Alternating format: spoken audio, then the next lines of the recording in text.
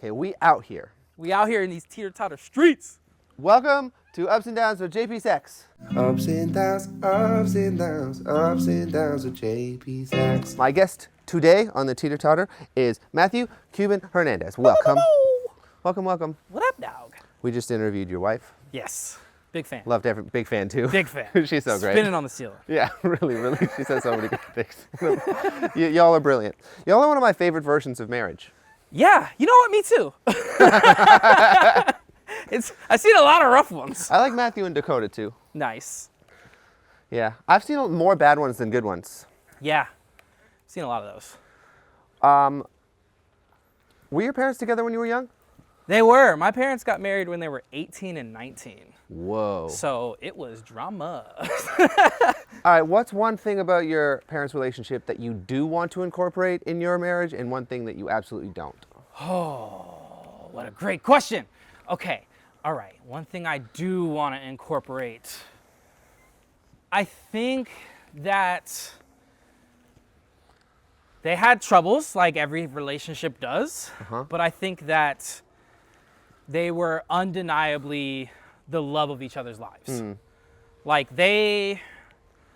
you remember the first person you fell in love with? Yeah. You were like, I'm gonna be with this person forever. Yeah. They actually did it. That never happens. Which is nuts, you know? So I think there's something really like pure and just like beautiful about that, where it's like, you know, they never had the even inclination to like step out or do shit like that. So I really want that. And the things I don't want is I'm sad to say, I would say the complacency that comes with time. You know, like after a long enough period of time, I think you get, like a person just becomes like a painting on the wall for you, more than like an individual. And you start caring about everything else that's involved with that relationship more than like making sure that that relationship is healthy. Which obviously like kids and like bills and like things, they do that, but it's kind of something I want to try to avoid. Yeah. I like the painting on the wall metaphor because the first time you put it there, it's because it meant something to you that you wanted to see every single day. Totally. And then you walk past it in the hallway enough times and it's just part of the wall. Yeah, it gets dusty. Yeah. You know, You you don't like really bump look at- into it, you know, it's like, yeah. Yeah. So I wanted to ask you about this if it's okay with you. We can cut it Run out it. if it's not. Run it. But we were both around the same age when our moms passed. DPC. DPC. Dead Parents Club, for all y'all who are lucky enough to have both of them. If you have both of them, you have the blessing of an extra parent and the sad reality of not being able to attend our meetings. Don't join the club. Don't It's do it. It's a beautiful club, but It is. unadvisable cost of entry. Yeah. So I've talked quite a bit about how, for me, the way that I grew my relationship with my mom after she passed was spending time in Latin America and learning Spanish, because that was a part of her world that I didn't really have a relationship with while she was alive. What would you say has been the thing you've done since your mom passed that makes you feel the closest to her? Honestly, I think I've done a lot of things, you know, almost to the point where I feel like am I obsessed? You know, like I think grief has weird ways of moving through people. And I think like not a lot of I think there's a lot of things that the way people grieve are similar, obviously, but then there's a lot of things that's like, that's like a fingerprint, you know? And for me, you know, my mom was just like to me, I used to say it often, like she was the only true empath I feel like I've ever known. You know, like for a while, like people were like, I'm an empath, I feel things, you know, like, and I think a lot of people run with that. And I think, yeah, for certain extents, like totally probably are an empath, but I think like my mother was like she couldn't help but feel other people's emotions, like to her detriment at times, you know? And I think like she showed up for people, for strangers, like wholeheartedly, like 100% heart, for complete strangers. And I've found that leaning into that has been the most healing part of this grief, is like, what would she do? Like, it's so weird. Like, It's I'm not like, weird, what bro. would- And no. you also totally do that. You show up for people like that all the time. I've seen you do it. I mean, I feel like I have an obligation to. Like, I feel like, you know, it sucks, obviously, to lose a parent, but I feel like so immensely blessed for the time that I had with her.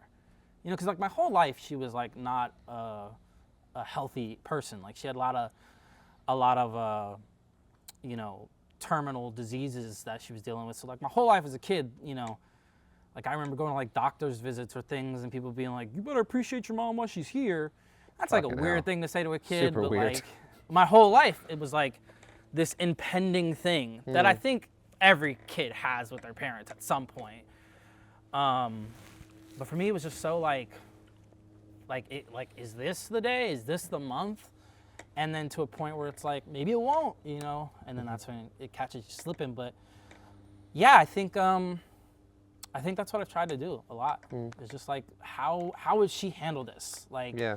because she was like a mystical, magical woman. Like she was super magical, like crazy magical. And it's so wild that you bring her up because I actually wear like a piece of jewelry with like some of her ashes in it, and I actually don't always wear it. Sorry, I actually don't always wear it, but I'm just decided to wear it today, randomly, because I was like, I hope I get to meet LeBron James.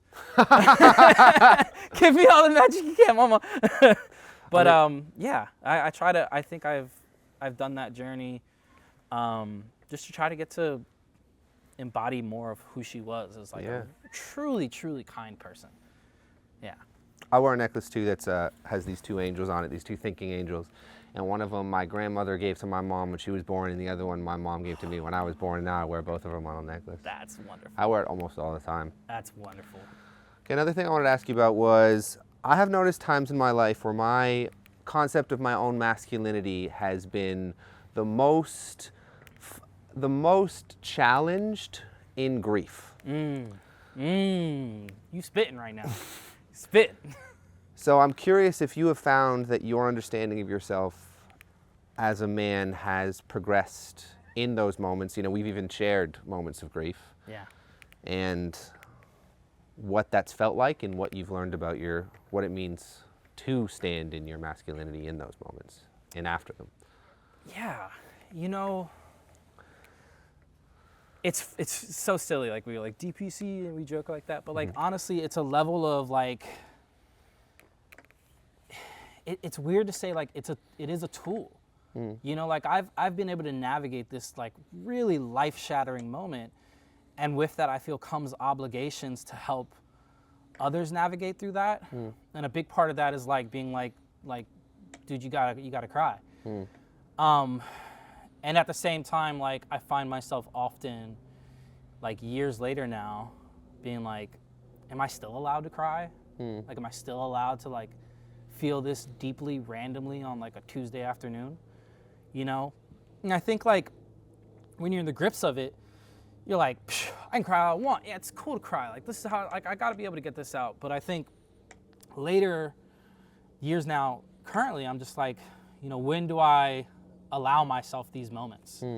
And I know that I'm not allowing myself these moments, and I know it's based off of bullshit that's probably burned into me.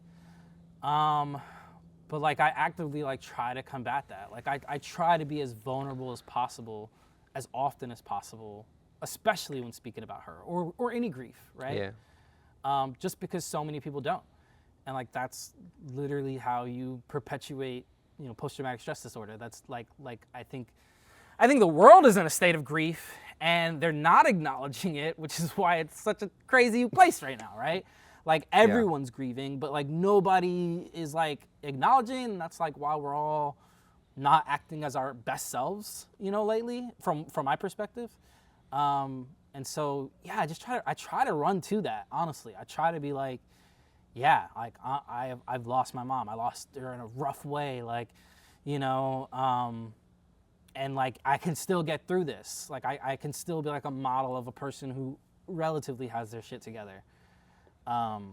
It's complicated though, man. Yeah. You know how it is. I mean, I talk a lot about how vulnerability as a man is a powerful thing. It doesn't mean I know how to do it. It doesn't mean like I know what it means to just show up on that random Tuesday and be vulnerable with myself. Like I very rarely know what it means. Right. I also think it's so easy, especially like as ambitious people, as driven people, to always look for the action associated to what's happened. But sometimes action isn't what helps. It's recognition that helps.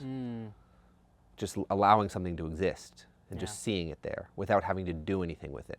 But I do not know how to do that. It's a weird thing. We're not trained to receive things that we haven't earned.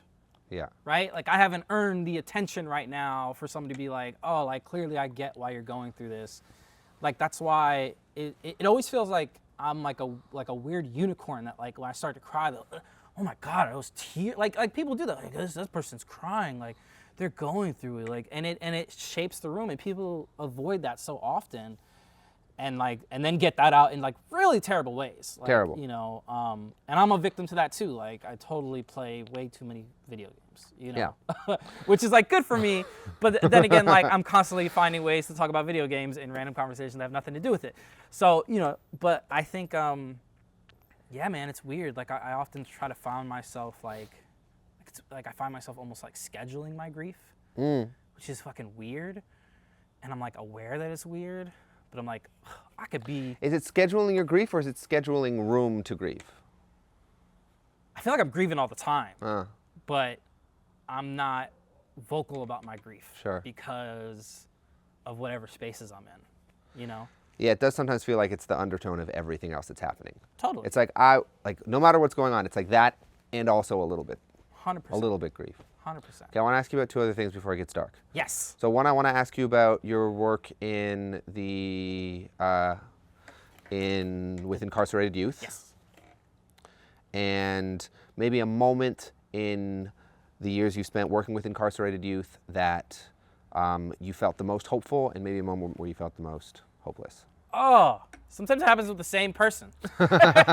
Sometimes you're like... And maybe you can say like a little bit about what that means too. Yeah, I mean, I think, you know... Working with incarcerated youth. Yeah, first of all, like, you know, Los Angeles incarcerates like more young people than like almost anywhere else in the country. It's big business. The the probation department here in Los Angeles, the Los Angeles Office of Education, they get like $500 million a year to incarcerate something like 1,500 kids. So it's like it doesn't always add up.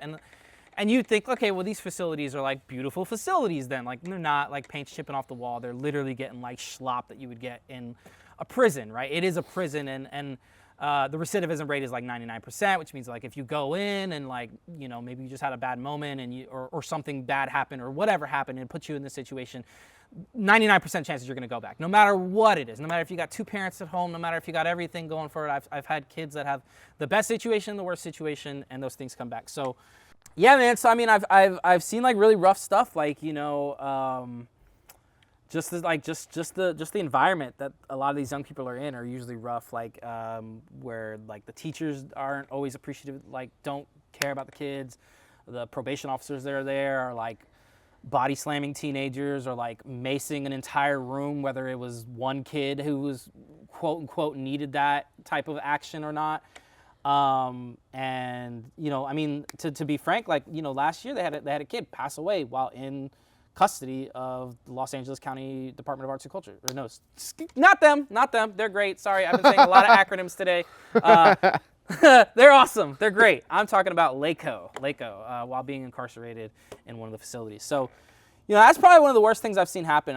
I've been working in Los Angeles juvenile prisons for, you know, about the last 11 years now, and, you know, I've never seen a kid pass away while being incarcerated. So, you know, like the system just it's not great. It doesn't work great. But there are great stories, right? There are like really good things where like a young person has like, you know, come out and like really reshape the direction of their life. You met Justice when he was here on New Year's before the debacle. Don't eat caviar,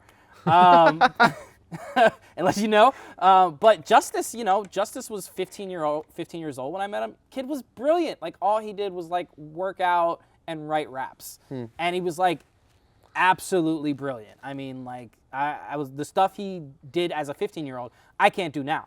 You know what I mean? Just new words, new language, knew how to articulate his story, his own grief.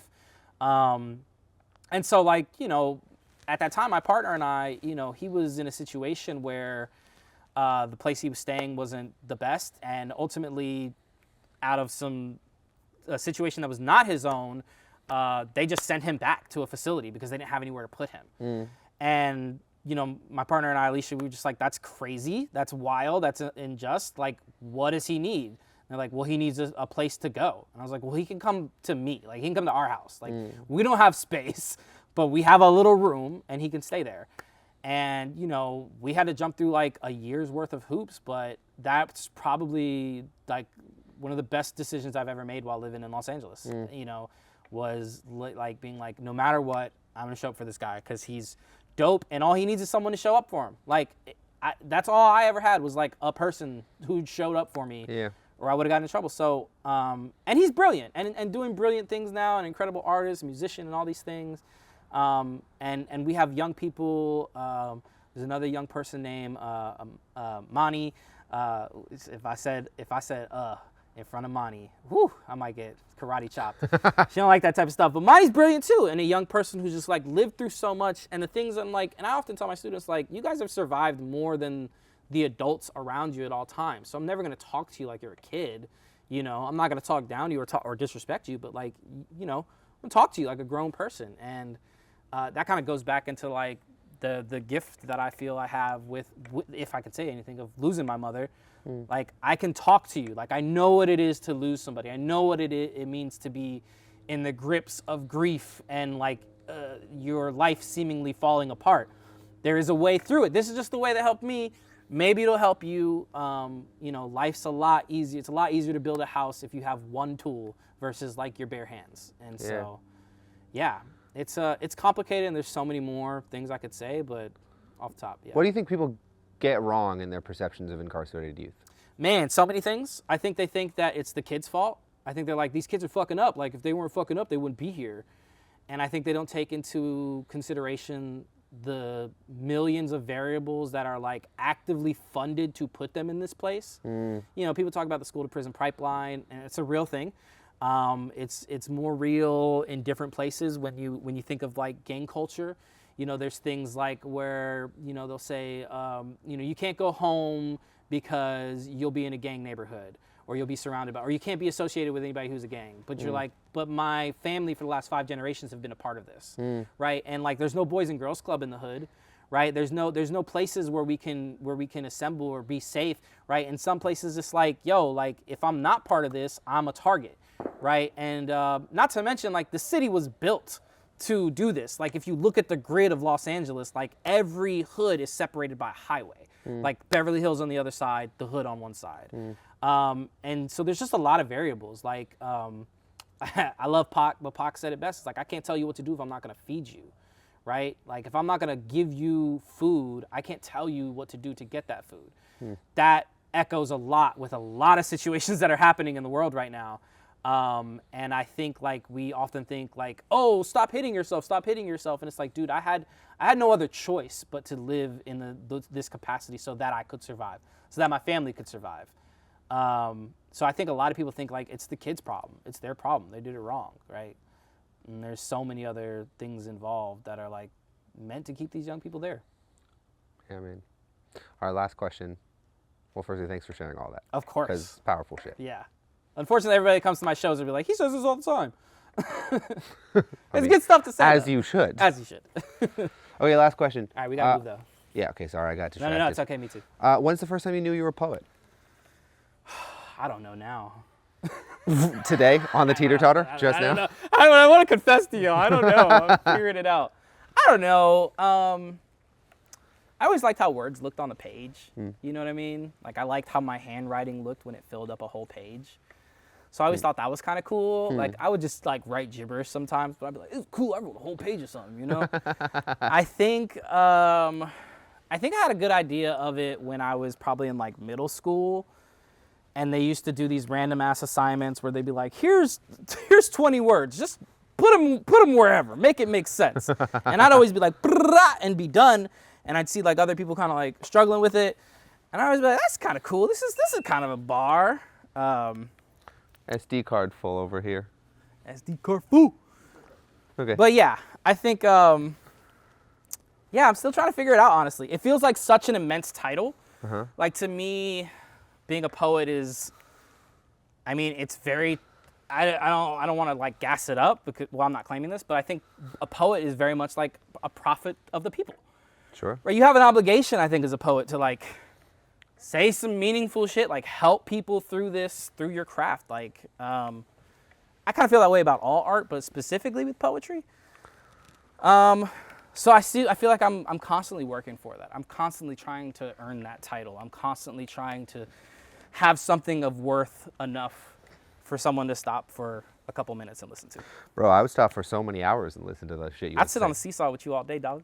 All right, I love you. I love you, JP. Let's go to a basketball game. Yeah! Ups and downs, ups and downs, ups and downs with JP Saxe.